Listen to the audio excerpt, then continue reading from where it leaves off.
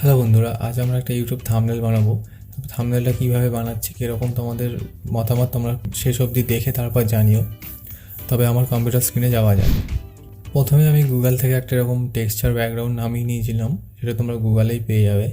এবার এটাকে Hugh and saturation দিয়ে স্যাচুরেশনটা কমিয়ে দিয়েছিলাম, দিয়ে একটা লেভেল অ্যাড করেছিলাম। লেভেলটার কারসার এদিক ওদিক নাড়িয়ে দেখছিলাম কোন দিকটা থেকে বেশ একটা কন্ট্রাস্টি লুক আসে। আমার এখানে জানি না স্ক্রিন রেকর্ডারটা শো করছিল না যে এর প্যানেলটা, তো আমি ভয়েস ওভার দিয়ে দিচ্ছি, তোমরা বুঝে যাবে আশা করছি। তারপর এটা আগে থেকে আমি লিখে রেখেছিলাম, how to make fibre gig thumbnail. তো এই ফন্টটা কী ফন্ট তোমরা যদি জানতে চাও তবে কমেন্ট করে জানিও, আমি জানিয়ে দেবো। তারপরে এই ফাইবারের ছবিটা বা ছবি বলতে পারো বা লোগো বলতে পারো, এটা আমি ডাউনলোড করে রেখেছিলাম। এবার এটাকে আমি একটা শেপের মধ্যে নিয়ে ক্লিপিং মার্কস করে দেবো, কারণ যতটুকু আমার প্রয়োজন আছে লোগোটা দেখানো ততটুকু আমি দেখাতে চাই। তো সেই জন্য এটাকে ধরে ক্লিপিং মার্কস করে দিয়ে গ্রুপ করে দেবো। দিয়ে কন্ট্রোল টি, এই যে ট্রান্সফর্মার টুলটা এলো, কন্ট্রোল টি প্রেস করে আমি এটাকে ট্রান্সফর্ম করে ছোটো বড়ো করে ওইখানে লাগিয়ে দিলাম যেখানটা ফাইবার লেখা ছিল। তারপরে পেন টুল নিয়ে আমি শেপ আঁকছি গিগ থাম্বনেলের ওপরে। এটাকে আমি ক্লিপিং মার্কস করে দেবো যেন দেখতে ভালো লাগে, একটা ডুয়েল টোন ইফেক্ট তৈরি হবে টেক্সট আর ওপর টেক্সট আর নিচের টেক্সটের মধ্যে, যেটা এখন চলে যখন যে ট্রেন্ডিংটা। তারপরে বাংলা আমার লেখা ছিল, এটাকে কপি পেস্ট করে দিলাম এখানে, দিয়ে এই ফন্ট চেঞ্জ করলাম। এইটা কী ফন্ট জানতে চাইলে আবার কমেন্ট করতে পারো, আমি জানিয়ে দেবো। তারপর ফাইবারের যে বক্সটা আছে ওটায় স্ট্রোক দিচ্ছি, ওই টুলটা শো করছে না, মানে তোমরা যে লেয়ারে এরকম কাজ করতে চাও তার উপরে ডবল ক্লিক করবে, ওই অপশান বারটা ওপেন হয়ে যাবে।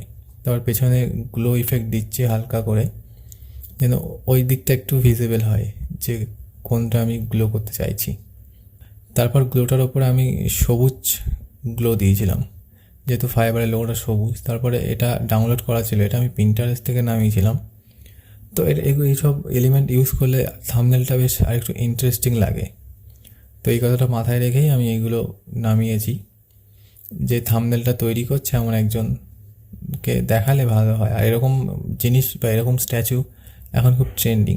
তো এটাকে আমি সিলেকশান করছি, শার্প সিলেকশান করতে হবে। তো সিলেক্ট করে সিলেক্ট অ্যান্ড মার্কসে ক্লিক করলাম, করে এখানে শিফট এজেসগুলো সরালাম, স্মুথ করলাম, কারণ এর এজগুলো যেন শার্প হয়।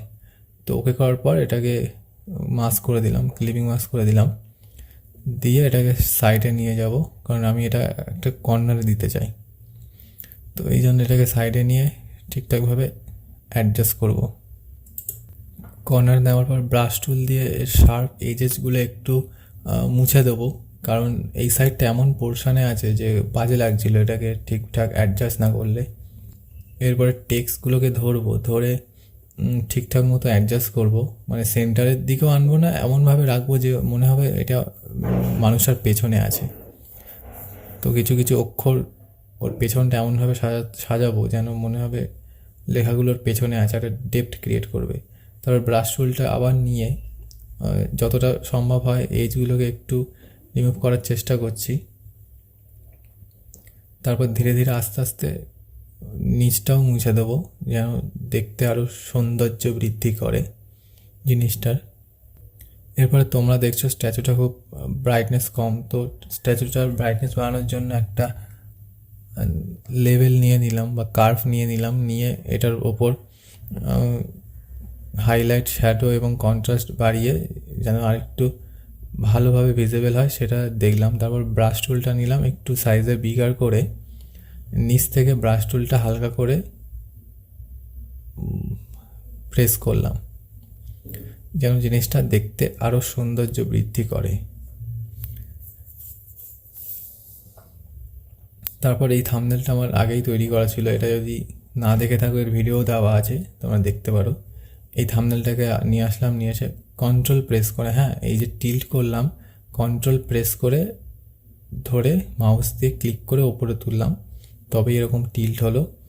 এরপরে এটাকে ঠিকঠাক অ্যাডজাস্ট করে পেন টুল নিলাম, নিয়ে ল্যাপটপ থেকে শেপ ক্রিয়েট করলাম, একটা কারসিভ শেপ, যেন একটা মনে হয় যে এখান থেকে ল্যাপটপ থেকেই জিনিসটা তৈরি হয়েছে, মানে এমন একটা কানেকশান করানোর চেষ্টা করছি।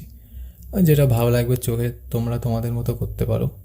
তারপর এটাকে ডট ডটে ফিল করে দেবো, মানে সে স্ট্রোকটা ড্যাশে রাখবো না, ডট ডটে ফিল করে দেবো। তারপর ব্রাশ টুল নেব, নিয়ে থাম্বনেলের কালারটা পিক করব, করে এর ওপরে একটু বড় করে ব্রাশটা একবার ট্যাপ করব। দেখতে পাচ্ছ কীরকম একটা গ্লোয়িং লাইট ইফেক্ট হলো। এবার এটাকে লেয়ার ব্লেন্ডিং করব। যতদূর সম্ভব আমি লিনিয়ার লাইটটাই নিয়েছি। তো লিনিয়ার লাইটটা নেওয়ার পর অপাসিটিটা যতটা প্রয়োজন ততটা রেখে কমিয়ে দেব।